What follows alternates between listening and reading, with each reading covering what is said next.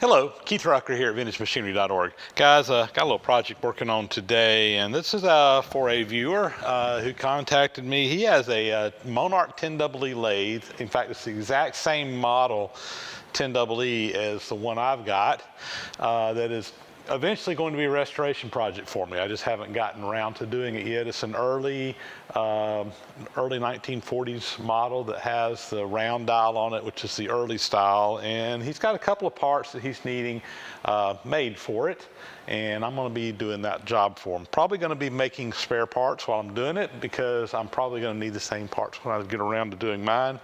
And so that's kind of the game plan. And we're starting out, there's a couple of pins. I'll zoom in here and show you that he's wanting to get some new ones made. And this is a pretty straightforward project. Shouldn't take too terribly long to knock this one out. And I say that and I'll probably jinx myself, but here we go. Let me zoom in here and show you what this is, and we will get going. So here is the part in question. It's a little pin. It's turned down. I'll have to measure the exact diameter. He's got 239 thousandths on this end down here, and it's basically just got a little 5/16 18 thread up on one end. It's got a screw hole in there where you can screw this in, and this is used on the apron of the lathe, and it's used to align the apron part of the lathe up to the saddle that rides back and forth. And he wants to get some new ones for his. I think he told me he needed 3 of these.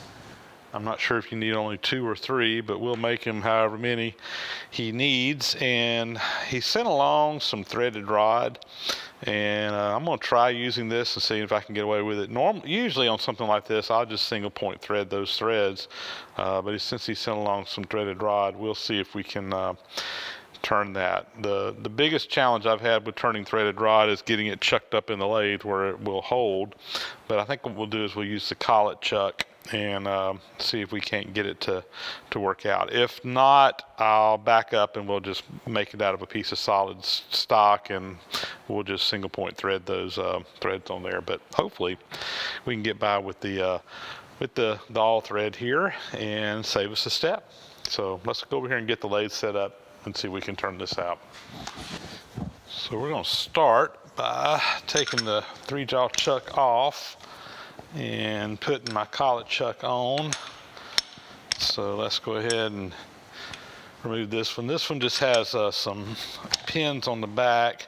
They're kind of cam locked. There's 3 of them that hold this chuck on, and it comes right out. Next thing I want to do is just wipe this down, make sure it's clean. We're not getting any chips or anything in between the chuck and this plate. Otherwise it can cause it to run out just a little bit. And I'm going to do the same thing to my collet chuck. I'll clean it up and bring it over. So the way this works is you got these pins, and there's a little half round piece in there. When you turn this up on the top, there's a cam piece in there that engages in that hook and just kind of pulls it all in nice and tight.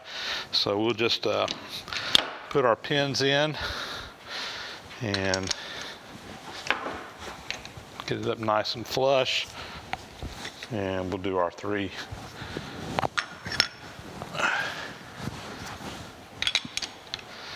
And we'll lock her down here. Okay.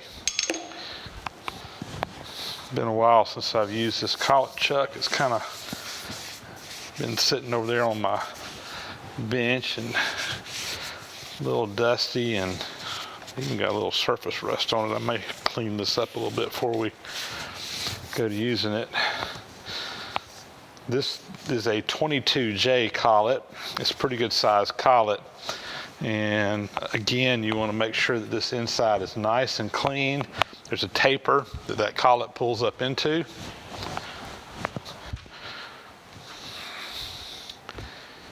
Here's the collet. Wipe it clean. There is a pin up in there that it should go right in just like such, and then a set of screws in this back piece will just pull that up. And once it gets engaged in this taper, it just springs it in and holds the piece in place. And we're just now starting to kind of come in contact. Actually, it's not quite there yet. Now it is. We'll go ahead and put our piece of threaded rod up in here and tighten it up and see what we get.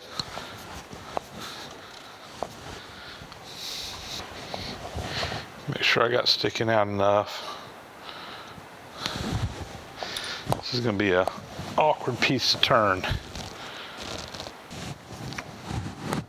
There we go. And that should be gripping that.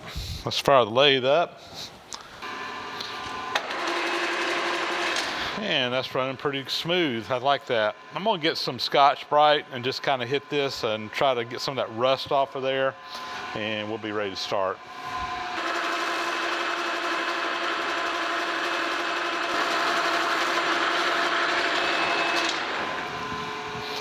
All right, that looks better.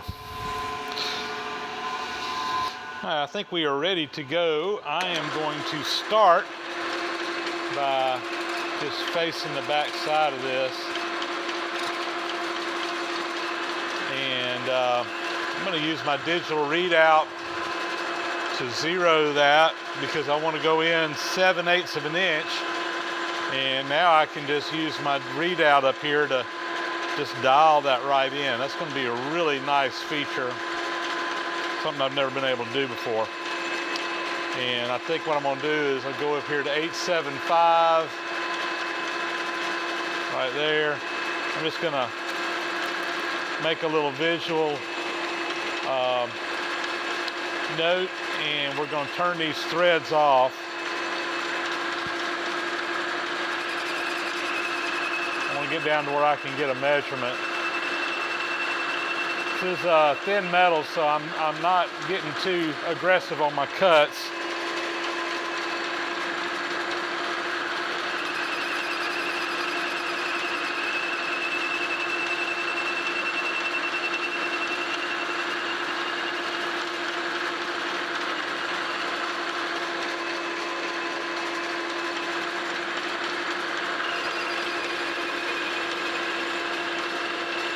I'm almost down below those thread marks. I'm going to get a diameter here in just a minute.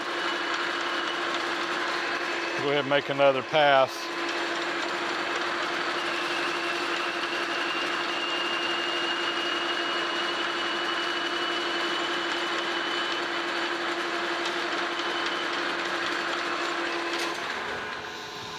I'm going to see where we're at.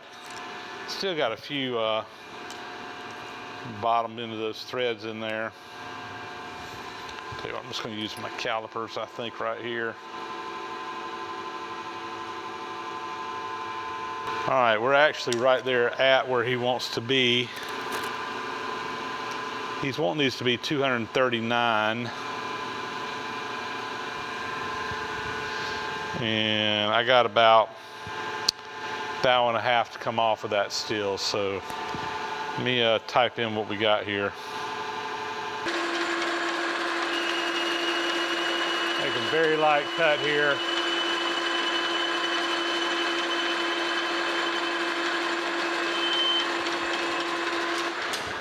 See where we are now.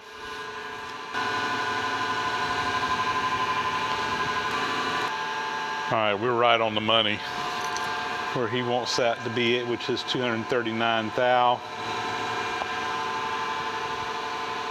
On the original, there's just a little bit of relief right below you get to the threaded section. I think what I want to do is do that. We want to deburr that end, put a little chamfer on that. I'll do that first. Just kind of come in here and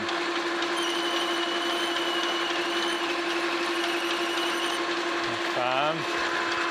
So the original has just a little bit of relief right behind that. I've got a tool in here that should give me that.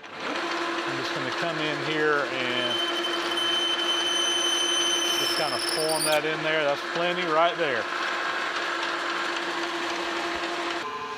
I just use the original one here to get the length, the total length of this. I got a parting tool in there, and we're just going to part this right off.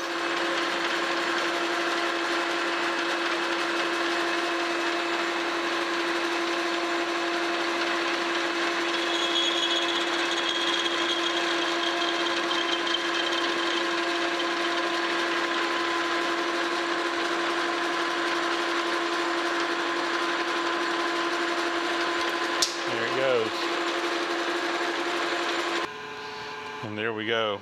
I got that little tit on the end. We'll grind that off, and we'll have to come in there and cut the screwdriver slots. So I've got several of these I need to knock out. So let me do that, and we'll be back. Ready now to put the little screwdriver slot in these. And to do that, I got it set up over on the milling machine. I've just got a collet block here. This is a 5C collet. Got a 1/4 inch collet in there. I'll just tighten this up. It's in a square block. I'm going to drop that down into my vise, and I've already got this set for up and down. Basically, I just dropped the cutter down on the top of this, and I mathematically figured out how far I need to move the table to get it where it needs to be. So we are ready now to cut this slot. I'm going to come in here. We'll bring our table in until it just touches off.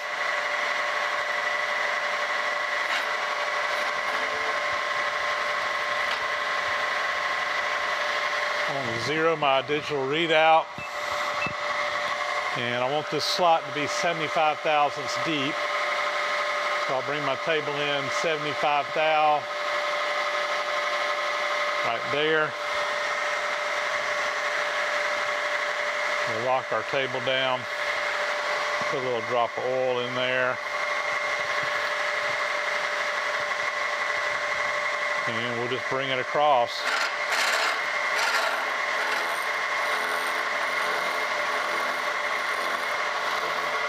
The cutter is 57 thousandths thick, which will be the size of the slot. That's real close to what the original was. I didn't have one exactly the same, but this would be plenty close enough. And that one is done. We'll just pull that out.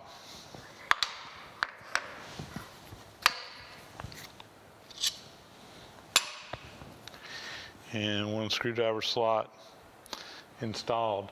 I'll go ahead and knock the other ones out. I got all these slotted now. What I'm doing is I'm just putting them into the collet block one at a time. And I've got a die here that's 5/16 18. And I'm just running this up over the threads by hand and just basically kind of deburring, doing all that turning on these parts. I'm sure that we got those threads a little bit tight, so this is just kind of recutting them and getting them to the final size and making sure everything's going to thread in just fine. So I'm just using the collet block as a vise in this case to hold this for me. And like I said, we'll just run this die down there. There it goes. And it's not really cutting anything, it's just taking off burrs more than anything else. But that should make them thread in a lot easier when he gets them. I'll get all these knocked out. And just like that, I think we got this job knocked out. I made him 8 new parts. I think he only needed like 3, but I'll send him a few extras, and I saved a few for myself. So we'll just put these back in his little bag that he sent this in. There's the original, and those are ready to go back. Well, there we go. Knocked that job out nice, quick, and easy. No problem at all. Fairly simple turning. Like I mentioned before, if I was had my druthers about it, I probably would have just machined these out of a piece of solid material. You know, we really didn't get down below the root of those threads and that threaded rod, so all these kind of have that little thread mark in the bottom, which I just don't like. it's not going to hurt anything. It's not going to matter one bit, but I just like to see a little bit cleaner machine part. But no big deal. These should work just fine, and we made it with the material that he sent along. Like I said, these will get back in the mail to him. I actually got another part for that lathe that we got to make, and I'll be doing that in another video before I send these back. But step one knocked out. There you go, guys. As always, thanks for watching. Please subscribe to the channel if you haven't already, and those comments and thumbs up are appreciated. Catch you on the next video. Thanks for watching.